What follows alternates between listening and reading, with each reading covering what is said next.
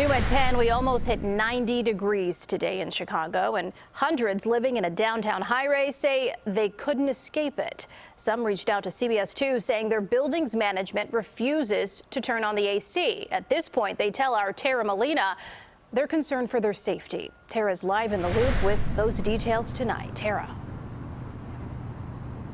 Hi, Erica. It's cooled down quite a bit this evening, but not in the building behind me. Residents have sent us photos of their thermostats around 80 degrees, and it's heat they say they can't take any longer. A gorgeous day outside. Sun and temps close to 90 this Memorial Day. But inside at 200 North Dearborn, not so pretty. It's been terrible. Andrew Groves says the higher you go, the hotter it is. And it was 85 degrees last night for me and my wife. I had to go to my mother-in-law's today to take a nap. It was that hot.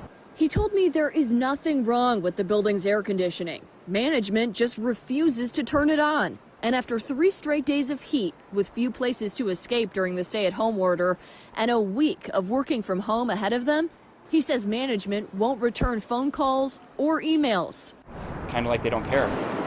Same with the property management company, First Service Residential. So we gave it a try.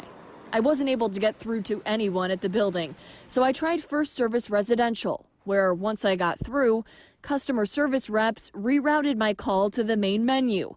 I followed up via email twice.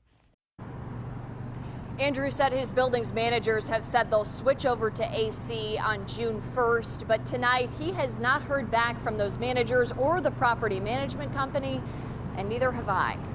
For CBS 2, I'm Tara Molina. Thank you, Tara.